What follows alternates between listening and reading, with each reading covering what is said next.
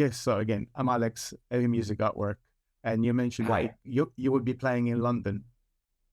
Yeah, yes, with Armored Saint, actually. Yeah. Oh, very cool. Yes, why not? Of course. Why not? Yeah, right on. Why not? Thank you for your time for this interview. This to me came as a surprise when I saw the, what would you call it, side project or just a new band? Yeah, yeah, you can call it a side project. I think that's a valid name. Okay. So how did it start? It started by, well, the project actually started with Mike, Orlando, and Phil Demmel and Jason Bittner talking over some beers and about an idea of putting something together.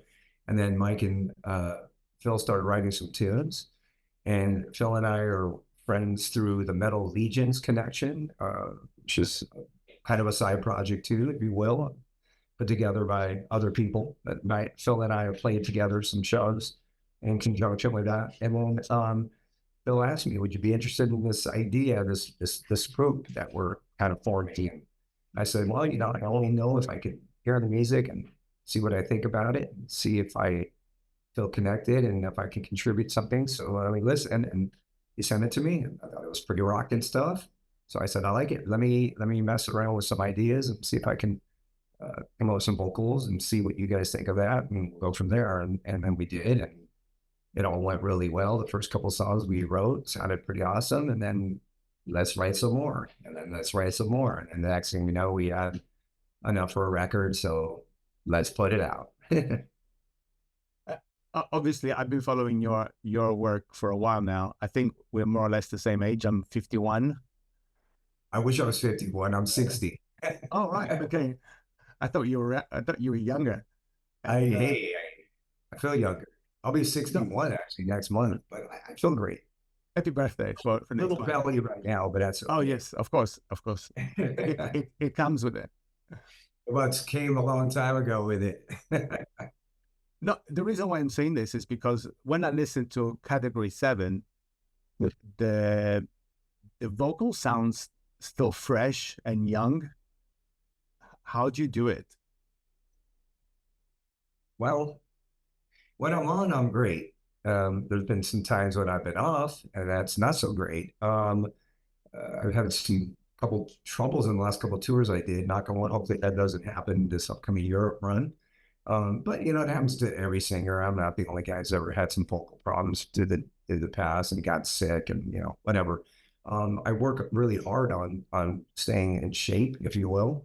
Your voice is a muscle, so it's really no different from any other muscle. I mean, if you got to actually work it and work it consistently, and if you do, then it's stay strong. So that's what I try to do. I try to sing even when I'm have no like tour to do or recording. I still like sing all the time and try to stay have my voice stay active. And if it does, then it still sounds really strong. And I kind of made this area, this mid-range area, kind of my comfort area. That's where it sounds the meatiest, if you will. And I can't sing like I did 1984, 85. My voice is just much deeper than it was then. I was 20 years old, 21, but I think I'm a much better singer now than I ever was anyway. So I was interviewing Bobby from Overkill, and he was telling me that he did go through some vocals training to make sure that he doesn't mess up his voice and doesn't do any damage. Did you go to a similar process? yeah, I mean, I've done a lot of vocal classes with people and taken lessons and stuff, and it's a lot of it is learning how to warm up properly, things like that. It's just preserving it really. Probably shouldn't drink as much as I did last night. But hey, I had some fun. Probably should taper off a little bit on the coffee, but here's my big cup. Um, a lot of it is what you eat. Just it's kind of like any other, we're singers are like athletes, really. We really are. And, it's just about taking care of yourself and being, like I said, kind of being consistent with singing. I think that's the really important thing. And that's what I try to do. And try to stay healthy and I mean, what can you do? You're living life. So sometimes you get sick and, you know, it works against you as a singer. If you're, you know, you got a really bad chest cold or something, if you're a guitar player, it doesn't matter. But if you're a singer, it matters. And so you try to stay away from that. And I mean, what can you do? You know, you're living in this world and, you know, things happen. But yeah, just, I think it's about just working hard. And I really do. I prep really hard. And that's when I get really annoyed when something like that happens because I work so hard and then it's like, oh man, you know, it all goes south. But yeah, just, I feel like my voice is maybe stronger than ever. And, you know, I'm stoked about that. And with Category 7, did you also write the lyrics for the songs? Yeah. And is it your, because I know like with your regular band, Armored Saint, there's a lot of social commentary and you know, a lot of personal stuff, at least in my view and perception. How is it with this new project? Yeah, I think it's a lot of the same thing. You know, I just kind of look around the world around me and kind of try to take some ideas from the things that I see, I hear, conversations I have with people, you know, conversations I have with my wife, anything that kind of just is inspiring and motivating, whatever degree that is. I use that as kind of as a motivation to write. And you know, there's so many things to talk about in the world, you know. So there's a plethora of ideas out there to touch on, and you know, you know, sometimes it could be as simple as just something intimate with myself, you know, or it could be something that's happening, you know, on the global scale, and you know, I feel like there's an endless supply of stuff to write about, and luckily I still can do that. I still have a pretty good knack for writing lyrics. You know, I haven't had any major writer's block. So, and I really love writing lyrics still to this day. So, um, I embrace it. It's fun. It goes along with singing, coming up with melodies, all those things are something that I think I still do pretty well. I've never a gifted player. I can kind of keep a drum beat. I'm not very good. You know, a little bass, some guitar chords, but that, you know, it was always about singing, just focusing on that. I wish I had better music theory, um, because I have none. But you know, it's kind of all gut instinct stuff, you know, and it's kind of raw, and I think that's just my trip. So I do think I've gotten better through the years. I'm working with all that stuff, but it's kind of just still really like a raw thing. And may I ask about the song "Land I Used to Love"? Is it related with the current situations that you guys have in the U.S.? Well, I don't think it's only limited to the U.S. Actually, I think there's a lot of things going on internationally in Europe as well, Okay. South America, everywhere. I think it's happening everywhere. I think there's just you know, we're experiencing as a, you know, a divide that's happening that's it's kind of impossible not to acknowledge. Um, and I think that I guess it's my optimistic way of saying come together. Perhaps, you know, I don't really want to tell people what they should think, or my ideas are ever evolving, and I mean, which is I think a good thing and shows growth. I don't feel like this is my mentality and I will take it to the grave. You know, you should always be growing and learning as a human being, and willing to have conversations with people that you don't necessarily agree with. Maybe they can enlighten you, maybe not, you know, but it's just a way of saying conversation and communication is probably the best answer. It's kind of the summary of it, I think. There's some sarcasm there, you know. There's always going to be a little bit with the lyrics I write. Try to inject a little sense of humor there because it's not real prominent, but it's kind of reading between the lines, I think. It's a bit scary what is happening right now. It's out every time I watch the news. I don't watch them very often, maybe two, 3 times a week, you know, just to be aware of what's going on. But every time it's like, whoa, how did this happen? Yeah, and every day it changes, and every day Yes. is a new development, and it's impactful. And you know, the United States is a leader in the world. You know, so obviously a lot of people, I mean, most people look to us as, Mhm. you know, as what's happening out there. And right now we look unstable, and that's probably not a good thing the rest of the world, especially our European allies and stuff. And you know, I'm sure they're like going, you know, come on, guys, get it together here. And that's what I think. I was thinking about it yesterday. It's like, what do our allies think about this, man? But a lot of people are also following it, and it's influencing a lot of people as well. So, yeah, you know, and again, Europe is dealing with a lot of the same kind of things that we are. You know, obviously, there's like this whole immigration circumstance and migrant issue that you know people in Britain and everywhere else in Europe are contending with, and you know, so it's a struggle, and hopefully we come up with the right answers how to deal with it. Yep. Help humanity. It's important to stay positive.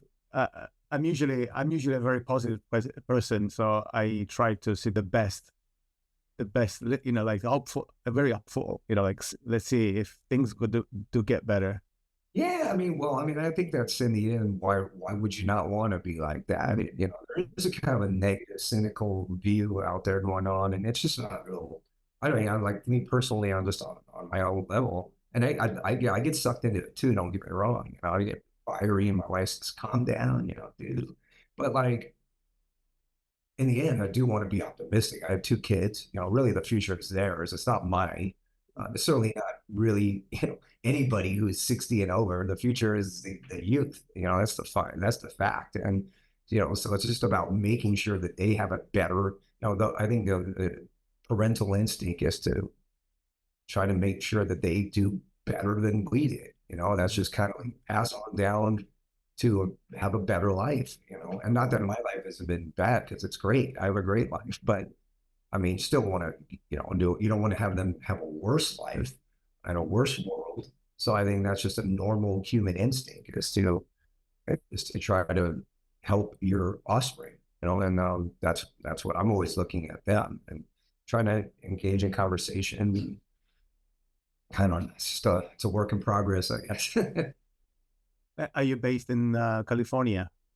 Yeah, I live in LA. My wife and I live like right in the heart of the Mid Wilshire area. We've lived here our whole lives. Well, we lived in LA our whole lives. She was born and raised in the San Fernando Valley. I grew up, you know, me and our same guys grew up in basically a little enclave of Los Angeles called El Sereno, which is it's always been a predominantly Latino neighborhood. Uh,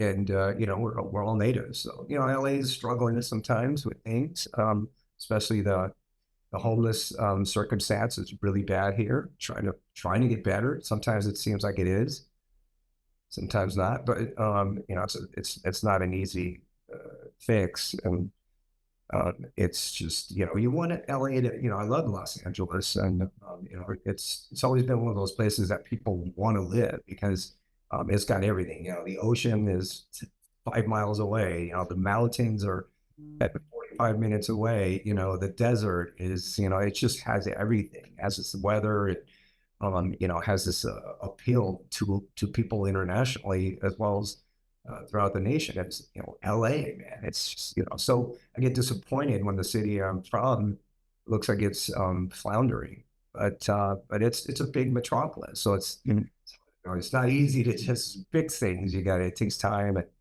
and you got to really stay focused. And that's beyond my work. I'm not a political figure here. I'm just a person who lives here. So. I've only been once to Los Angeles. Me and my wife stayed near Santa Monica. Yeah. And because of the time with neither of us had a driving license or had a car or be able to hire a car. So we just stayed in that area and we loved it. It was so beautiful. And yeah, I mean, Santa Monica is, you know, it's beautiful. It's a beautiful place. I hear like that there's a lot of, how do you call it? Like shelter town. What's it called? Sanctuary town. It's a sanctuary. Sanctuary city. That's it. Sanctuary city. It's so far away. What does that mean?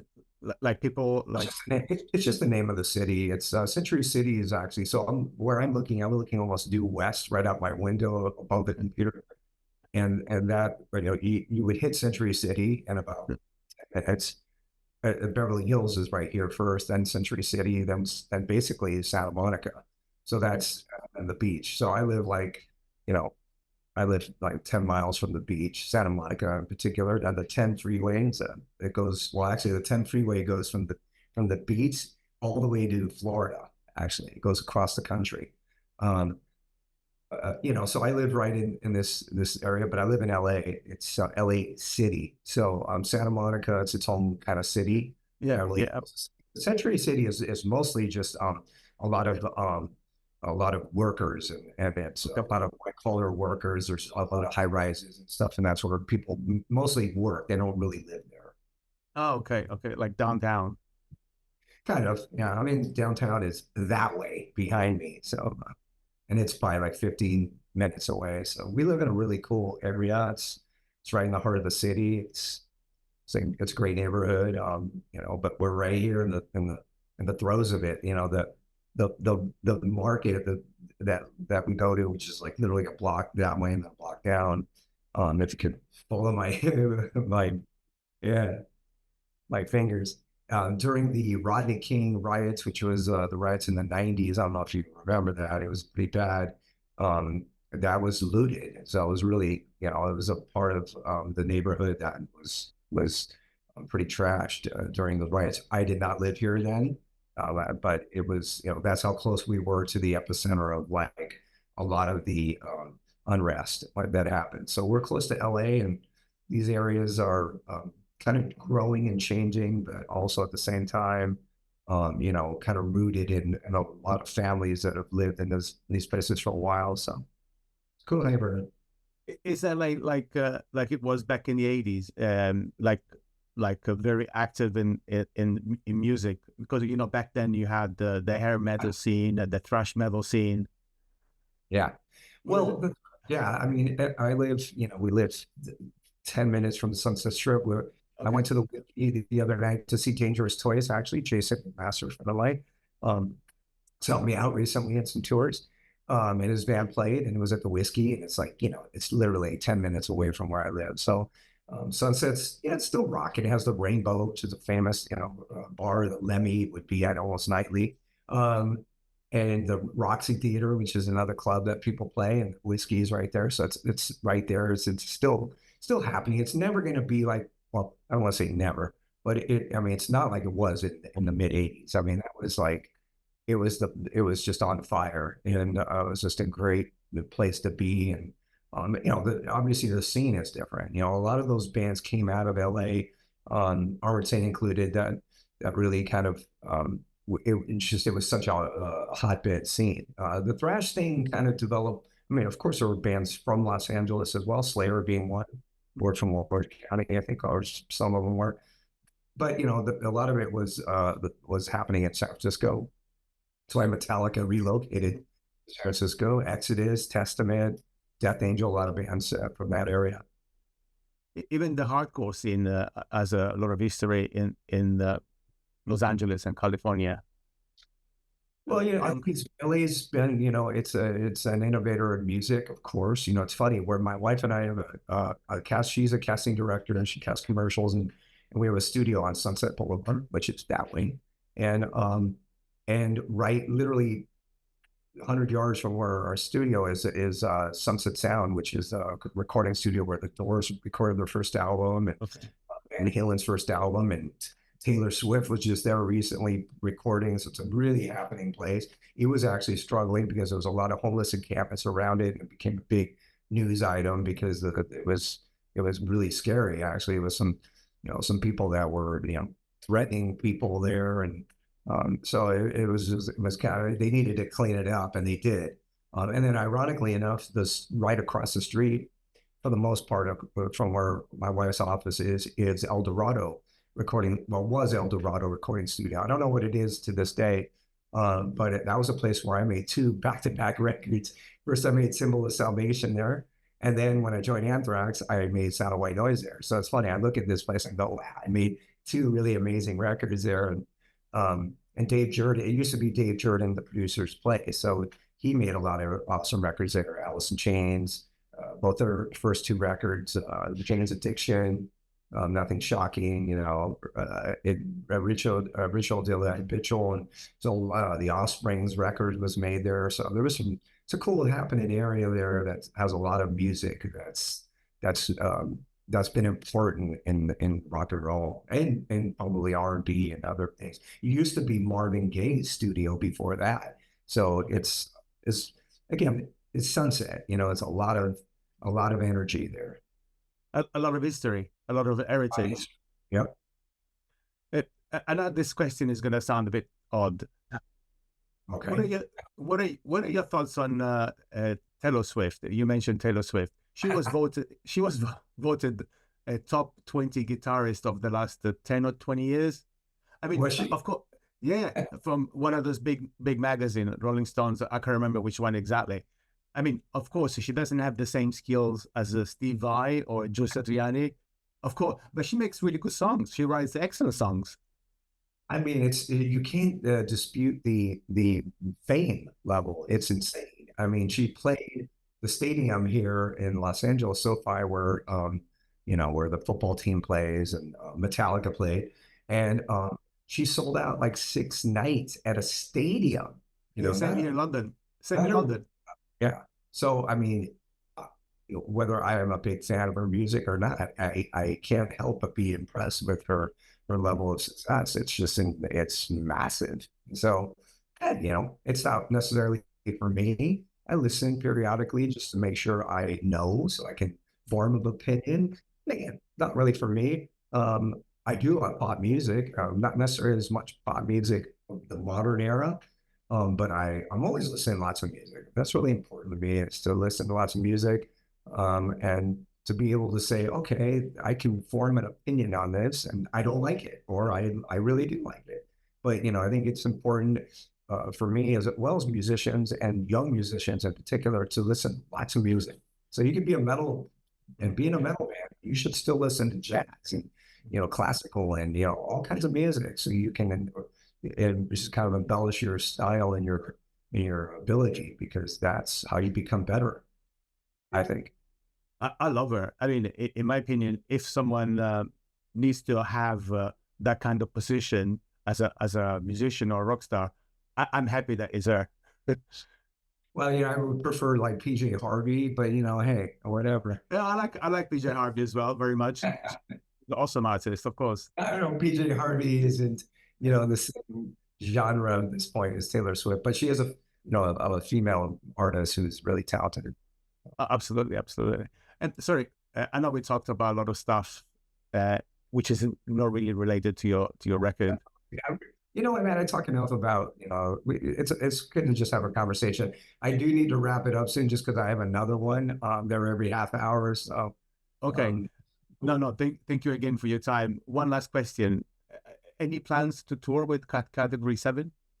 There's no actual plans yet. Of course, we would like to perform live. We haven't even rehearsed, not even as a band yet. So, we made some videos and they're really cool. We look like we're very unified, but that's just the pro in us. But it'd be cool to play live and perform these songs, because they're really powerful, and I think they'll sound equally powerful live. But we just have to wait for the right thing. I think that's the goal. The record still hasn't even come out yet officially. So even though there's kind of a sense of urgency from some sources, I'm kind of cool with just going, let it happen. Let it just build. It's not like it's going to go away. It's building. So let it build, and let's see what comes our way, and do the right thing. Really. Where are you from originally? I'm Italian. Okay, cool. Thank you, John. Thank you for your time. All right, brother. All the best. You. And take care, man. Yeah, try to come to our show in London with the same. We do. All right. Have a good night. You too. Hey, folks. Thanks for watching this podcast. If you enjoyed this interview, please like, share, and subscribe. Tell your friend, your family, and your cat. And stay awesome. Don't forget to check out our store at www.headingmusicartwork.com. Ciao for now.